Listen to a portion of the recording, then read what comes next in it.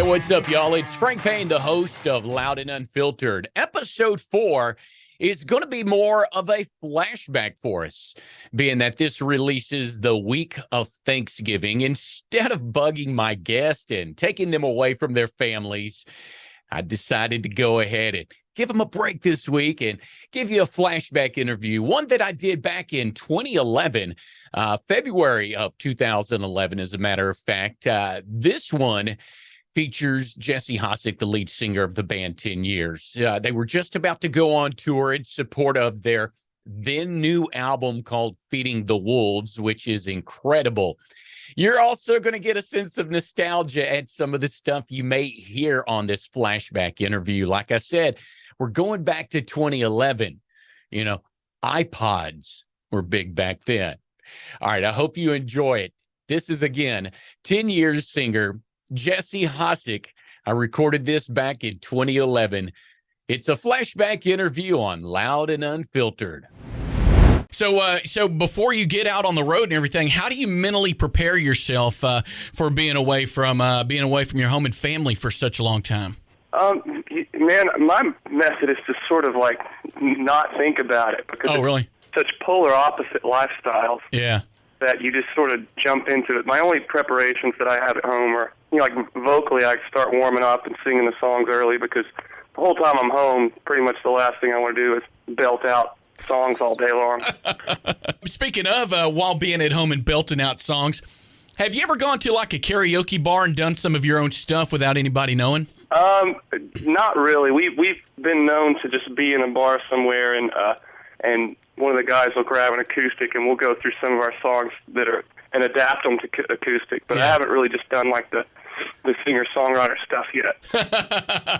It's fun to do, though. It might be something I do in the future. Yeah, you got to do it just to, kind of go in incognito and, and throw down on a couple 10 Years tunes and see what kind of reaction you get from, the crowd, not so much because, anybody that goes to do karaoke, they think that they're going to get some big record contract at the end of their song and they're there to impress millions. But it's normally the karaoke DJ that you get that you have the most fun with. So that'd be kind of cool to see what kind of reaction you'd get off the karaoke DJ. Yeah, definitely. I mean, the rest of it is, the people that get on karaoke mics and sing karaoke and are too serious just need to go to American Idol because that's all American Idol is the best karaoke singers in the country.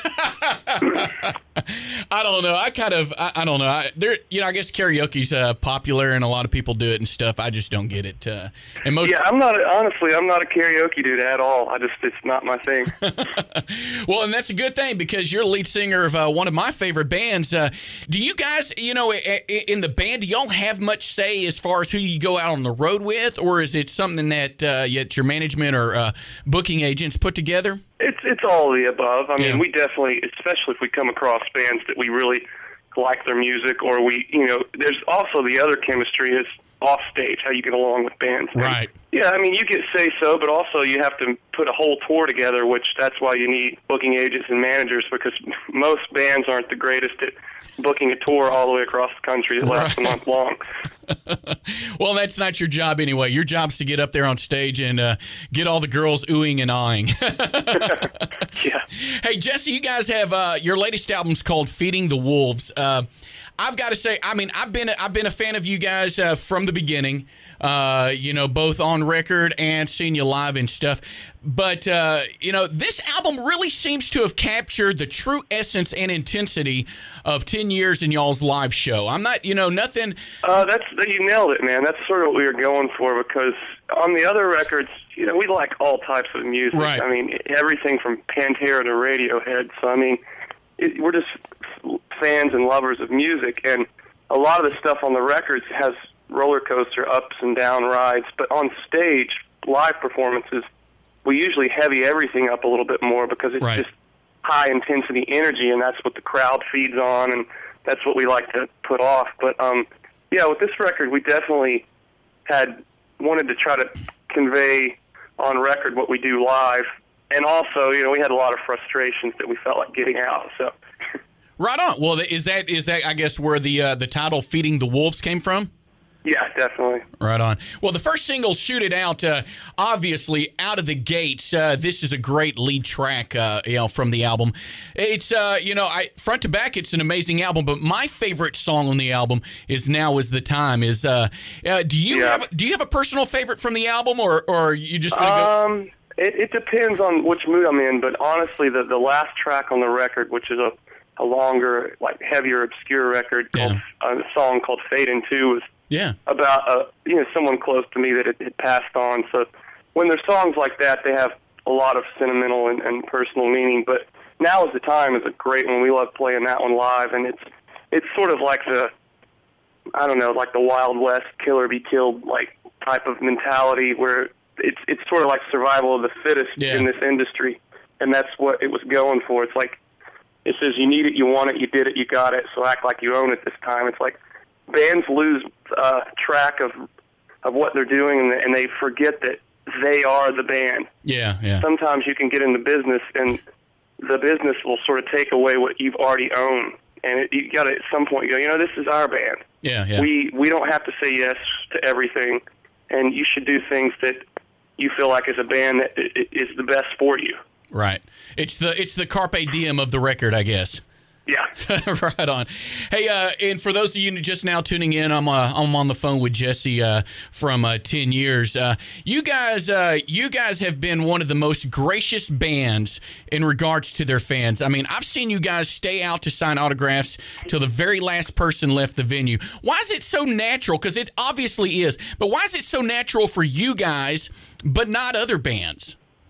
I mean, I don't know. I just think we really believe in getting out there and working hard. And bottom line is, in our hometown, of course they're going to love us. It's like your parent telling you're the best, But when we're coming across through Lubbock and places like that, you owe it to them, I feel like, to go out and really give them appreciation for coming out, because this day and age in the music world, like, you need loyal fans. You don't just need people that just want a ringtone. So it's you just put a little more work in, and it doesn't even feel like work, because people are so excited just for you to go out and sign an autograph and shake a hand. They're going to remember that more. I remember when I was going to shows all the time, and what it's like to meet members of the band and them being cool, and then what it's like to meet them when they're not cool. Yeah. You'll go home and you won't listen to their music for a while, or you'll go home and spread the word like wildfire. Yeah.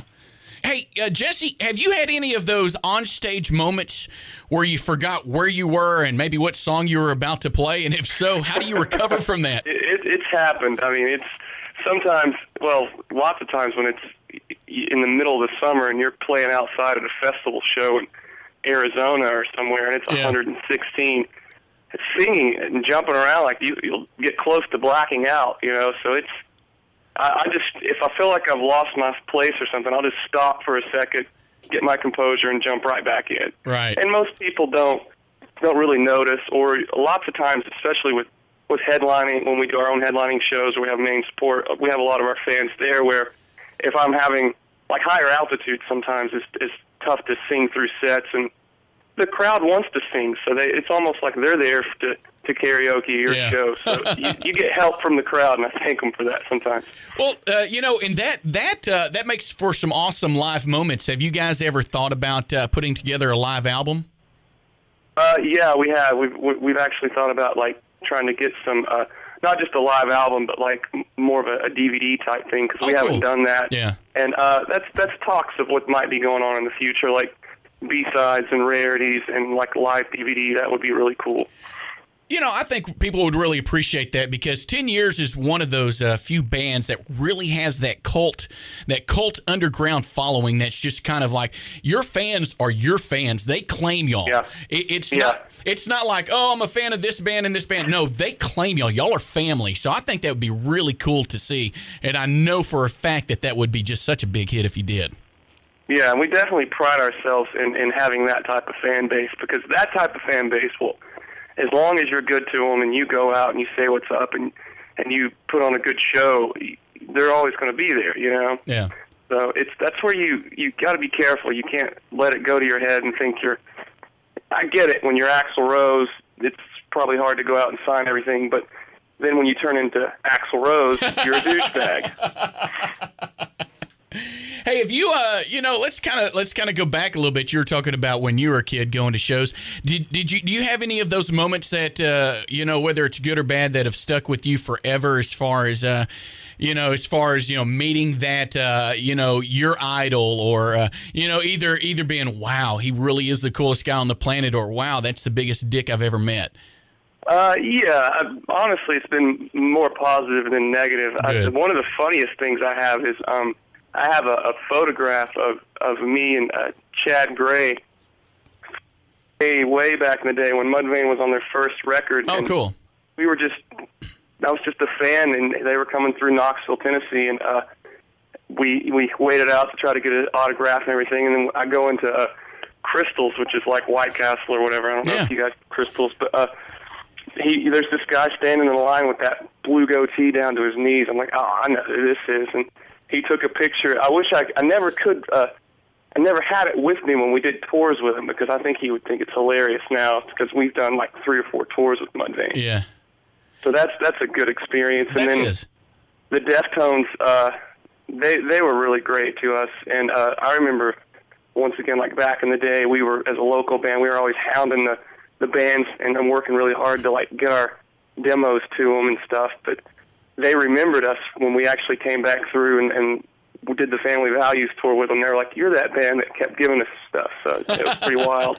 Do you encourage that when you guys get out on the road? I mean, do you kind of you do your best to pay it forward? Oh, yeah, definitely. And I mean, just a little word of advice for everyone that's trying to do that is you don't have to make a whole album. You don't have to like make this big grand thing. It's quality over quantity. Just really hone in an EP, like a few songs, 3 to 5 songs, and make them the best you can make them that you think represents you guys as a band and that you're really proud of. And then just work as hard as you can. The beauty of the internet now is you can really network. So. Oh yeah, it's the fans and bands have never been closer than they are right now, because it's before it was like the bands were lived up in heaven or up with the Greek gods and stuff. Now it's we're kind of all on the same plane, and it's the networking, the communication is a lot easier now, but it's probably a lot more congested than it ever has been as well. Exactly, that in itself makes it harder, because if you think back in the day, like when we were growing up and stuff, and I mean probably you as well, there's a mystique because you didn't know where the band was for lunch. You didn't know, like they didn't tweet everything. That's my double-edged sword with it. Is I think that the internet's a great tool to expose yourself to the fans, but in some sense you need to leave some mystery and mystique to it. So I'll just wave the white flag and play the caveman on when it comes to Twittering and Facebooking. I don't do any of that stuff. The other guys do it. So it's just to sort of keep me separate and keep my private life private. Because I'm sure it's probably, as each day passes, probably tougher and tougher to keep that private part of you because of being in 10 years and always being on the road and in front of your fans, huh? Yeah, but I mean, once again, we really appreciate everything we've got, and we're thankful for it. But when you go home, and I have a toddler, and it's a different lifestyle at home, and I'm just a private. When I was younger, I was the shy kid, So now I'm the front man of a band. I just sort of separate the two. Are there any bands that are out there that you would just love to share the stage with? Man, I'm a big fan of, like, I don't want to call them underground bands, but most of the stuff I listen to is not as big a mainstream as what we even are. And I like, if you ask me what's in my iPod or my CD player, we just recently went down and saw Glassjaw play in Atlanta.